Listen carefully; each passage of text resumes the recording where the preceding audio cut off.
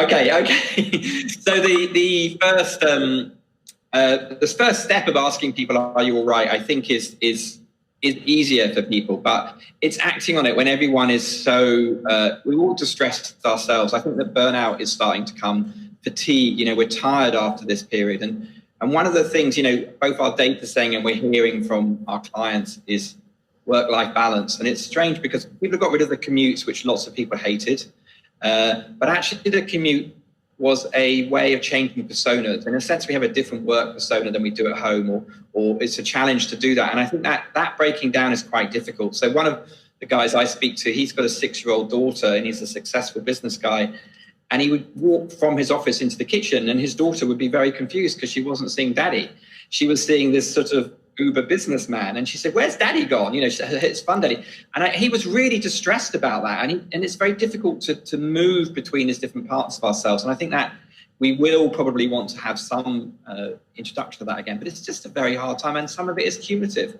And some of it is sort of slowly catching up on us. And I think that's why, there is a lot of good. It is going to be, world's never going to go back to how it was before. I think it will be an opportunity to rethink about what mental health is and positive mental health.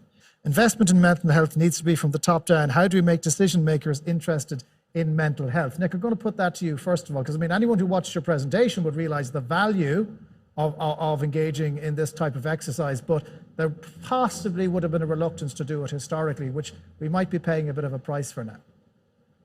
Yeah, I think that a lot of these things we've given a little bit of lip service to, and I think there's huge variability across organizations. So I'm a systems guy. I basically think about how can you do this consistently across organizations and across society, and how do you put in things that help support that? And to give them credit, or give them some slack, a lot of line managers are sort of accidental people managers. They've been promoted for technical skills or length of service rather than necessarily their people skills. And they're often frightened of these conversations for their own reasons. And so, yes, you can pick it up in the car park, in the canteen, but an awful lot of people do see a signal and just don't listen to it, hope it's going to go away. And I think that what we need to do is, yes, normalize it, and this is going to help a lot, but we also need to be systemic about it. And that's, when Tony talks about, that mental health is knowing how you feel, organizations, to be sort of mentally healthy organizations, need to know how everyone is feeling in the organization, so that those sort of personal care things that Tony talked about, and also the two panelists in the studio did, they're brilliant, but it's how do we do them consistently across our organizations? How do we ensure they're done? Because absolutely for certain, there'll be hot and cold spots. There'll be some teams that have got great team leaders who have been amazing during the pandemic, and there'll be some people who've been totally ignored.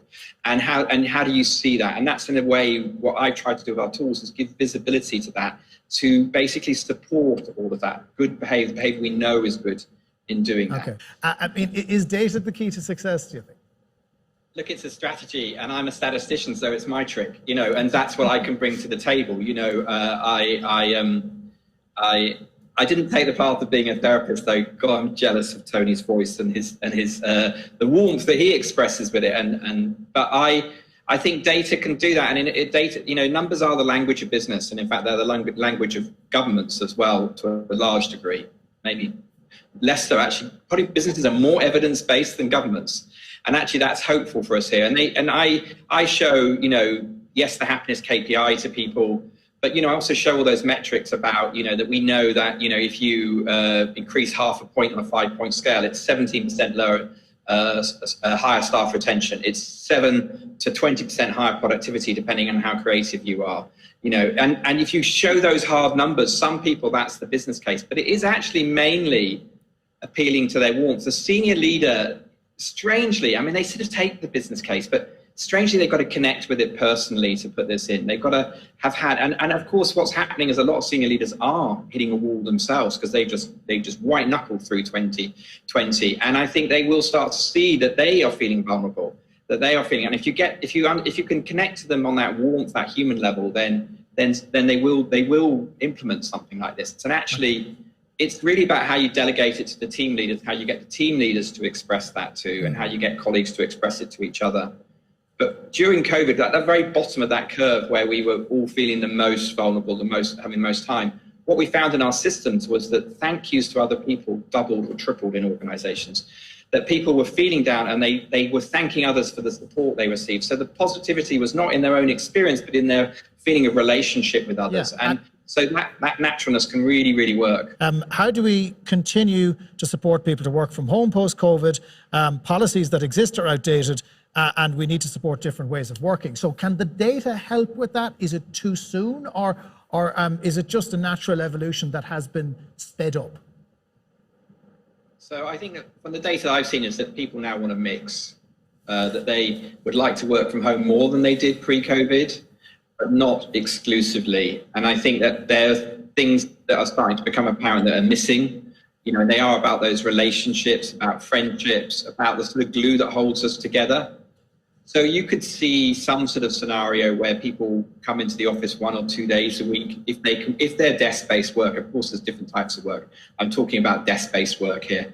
And so then there is also the fact, I mean, we're talking about talent attraction earlier, that I think things are going to get quite messed up with talent attraction with geographies. And if people can work at home, then why work in Ireland? You know, why not outsource to the Philippines? Why not people go and live abroad? Why not whatever? So I think are going to have quite a different job market in 2022, not in 2021. But I think when this settles down, it will make it, organizations have to compete more to keep talent. And I think that having positive experiences will be part of it. I mean, I know in my team, I'm going to try and gather the team once a month.